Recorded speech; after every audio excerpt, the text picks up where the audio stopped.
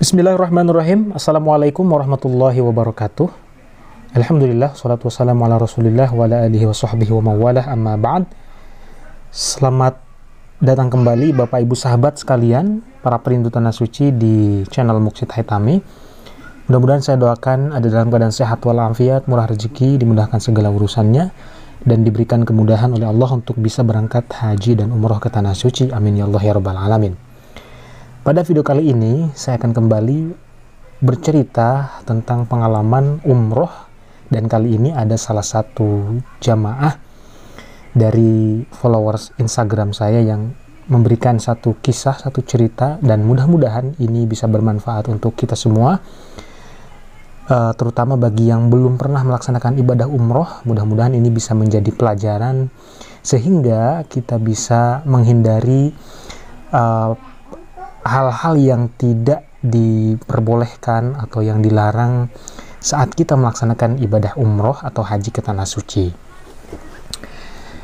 Saya bacakan aja kisahnya dari saudari kita. Dulu ketika saya menjadi single parent, cita-cita saya membahagiakan keluarga, apalagi ingin sekali memberangkatkan haji kedua orang tua. Saya bekerja dan menabung untuk biaya perjalanan haji keduanya dan menyampingkan keinginan saya untuk juga ingin beribadah ke tanah suci. Tetapi alhamdulillah, karena niat saya itu, maksudnya ingin menghajikan kedua orang tua, setahun sebelum keberangkatan mama saya untuk haji, saya dihubungi oleh teman dan ditawarkan untuk umroh dengan biaya darinya. Tentu itu hal yang gak saya sangka-sangka dan senang menerima tawaran itu. Akhirnya saya berangkat umroh dan sayalah justru yang pertama melihat Ka'bah dan Madinah. Saya selalu memikirkan yang penting orang tua saya yang dapat beribadah ke tanah suci terlebih dahulu, ya, sebelum saya. Tetapi ternyata Allah Subhanahu wa Ta'ala mengundang saya terlebih dahulu, walau hanya umroh, bukan haji. Nah, ada beberapa pengalaman yang saya ceritakan dan mudah-mudahan bisa menjadi pelajaran untuk kita semua. Pertama, sebelum berangkat, mama saya berkata, saya harus mencium batu Hajar Aswad. Di saat itu saya benar-benar tidak mengerti kenapa saya harus menciumnya, karena keterbatasan ilmu agama yang saya miliki saat itu. Tapi karena saya mematuhi perintah mama, saya di Mekah, saya selalu memikirkannya dan melihat berapa atau betapa susahnya orang-orang mencium Hajar Aswad. Tapi karena saya ingin membahagiakan mama saya dengan mencium Hajar Aswad, maka pada sore itu saya datang sendirian ke Masjidil Haram untuk melakukan apa yang mama saya mau. Alhamdulillah, begitu saya mencobanya, tidak sampai 1 menit dari antrian yang padat, saya bisa menciumnya. Badan saya terasa didorong halus agar bisa ke depan Hajar Aswad dan menyingkirkan orang-orang yang juga sedang ingin mencium Hajar Aswad. Yang kedua, ada kejadian lain. Karena saya umroh seorang diri, maka saya harus dimahramkan dengan seorang pria yang mempunyai istri. Ya, mempunyai istri 2. Karena dimahramkan, tentu saja saya sempat berbincang-bincang dengannya, tentunya bersama yang lainnya juga. Tetapi mutawif kami menjadikan olok-olok di siang itu bahwa saya akan menjadi istri yang berikutnya, dan tentu itu membuat saya sangat marah dengan olok-olok itu. Tanpa berbicara sedikit pun saya pergi dengan rasa kesal dan sakit hati karena perbuatan mutawif itu. Tapi saya tidak berpikir macam-macam, apalagi membalasnya. Saya hanya ingin menghindari olok-olokan itu. Sore hari ketika kami bertemu di restoran hotel untuk makan sore, saya lihat mutawif itu merintih kesakitan. Salah satu kakinya berdarah dan saya bingung dan berpikir kenapa bisa seperti itu.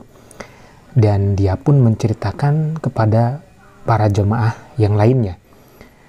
Kami mendengarkan cerita tersebut dan ternyata beliau, Mutawif itu, terjatuh di depan Ka'bah yang kemudian menyebabkan kakinya berdarah. Lalu saya teringat akan olok-olok di siang hari, lalu saya berpikir mungkinkah ini pembalasan dari Allah karena tadi siang dia menyakiti perasaan saya. Poin daripada cerita ini, Bapak Ibu sahabat yang dimuliakan Allah Subhanahu wa Ta'ala, bahwa ketika kita berangkat umrah atau haji, maka kita sangat perlu menjaga pikiran, menjaga perkataan, menjaga tingkah laku, tindakan, dan menjaga perbuatan. Kenapa? Karena jika kita mendolimi orang, jika kita menyakiti hati seseorang, apalagi itu di tanah suci, maka itu efeknya akan sangat berbahaya kepada diri kita. Ya, jadi sudah banyak orang yang merasakan akibatnya dari apa yang dia perbuat atau dia katakan, gitu ya. Saya sudah sering membahasnya di video-video sebelumnya, dan itu bukan hal yang tidak benar. Itu adalah pengalaman real yang saya temui di lapangan yang dialami oleh jemaah, gitu ya. Jadi belajar daripada cerita ini atau daripada kisah ini bahwa jangan pernah kita sedikit pun menyakiti perasaan orang lain, apalagi ketika berada di tanah suci Mekah dan Madinah. Ya, pelajaran yang lain dari kisah ini adalah pertama, bahwa kalau kita berniat berbuat baik, birrul walidain, kepada orang tua, maka Allah itu akan membalas kita dengan berlipat ganda. Buktinya, ya, si ibu ini yang menceritakan kisahnya di sini, dia berencana mengumrohkan kedua orang tuanya, ya, atau menghajikan kedua orang tuanya, tetapi Allah langsung balas dengan apa?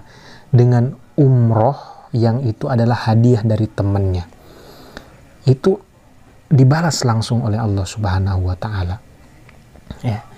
Jadi Bapak Ibu sahabat perindu tanah suci, mudah-mudahan kisah ini bisa memotivasi kita semua, bisa juga menjadi hikmah, menjadi pelajaran buat kita semua, agar ketika kita berangkat umrah atau haji, kita lebih bisa berhati-hati, menjaga perkataan kita, menjaga perbuatan kita, menjaga tingkah laku kita, dan menjaga perasaan orang lain. Terima kasih. Wassalamualaikum warahmatullahi wabarakatuh. لهم مما عملت أيدينا أنعاما وهم لا مالكون وذللنا لهم فمنها ركوبهم ومنها يأكلون ولهم فيها منافع ومشارب أفلا يشكرون واتخذوا من دون الله آلهة لعلهم ينصرون.